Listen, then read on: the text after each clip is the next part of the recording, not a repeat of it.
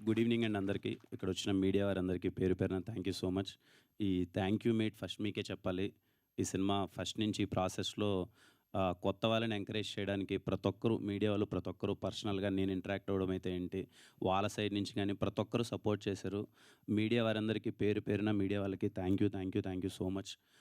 Cinema చూసిన తర్వాత కూడా చాలా పాజిటివ్ రియాక్షన్స్ ఉన్నాయి.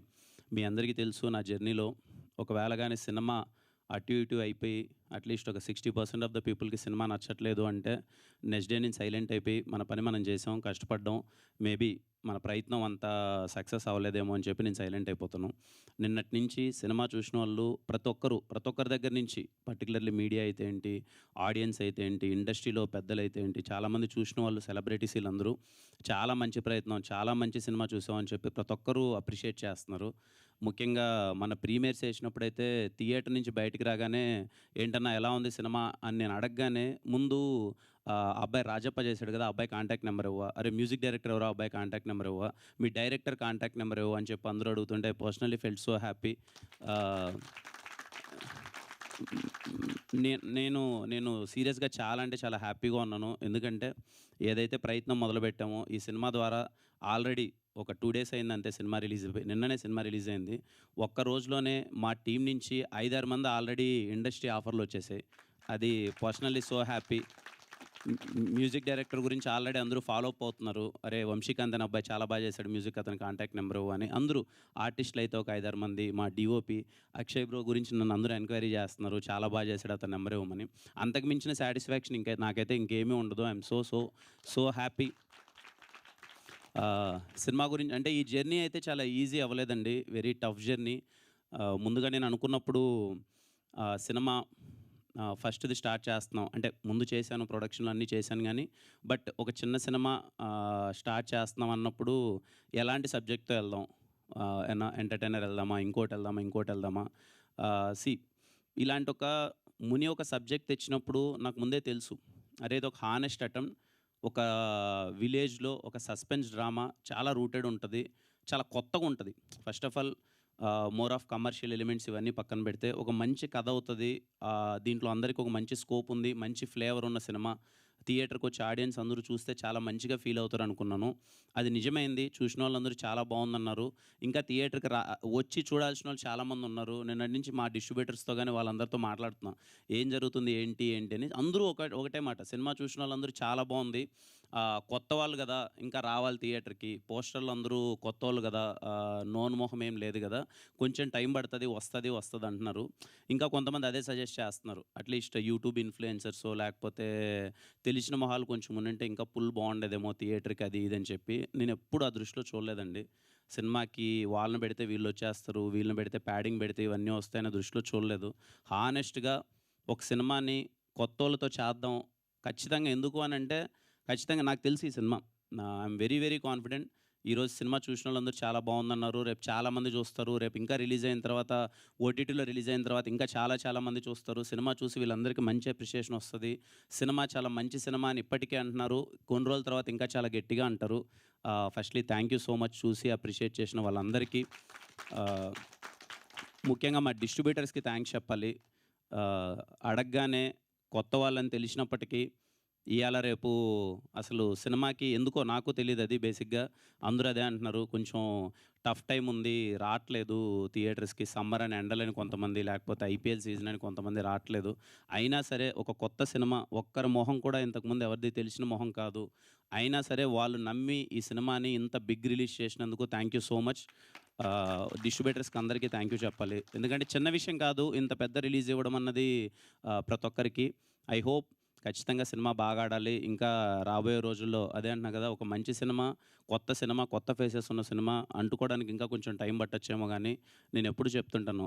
మా 'వెన్రో భాగ్యం విష్ణు' కథలో ఒక డైలాగ్ ఉంటదనమాట. చెడనేది ఈజీగా వినిపిస్తది.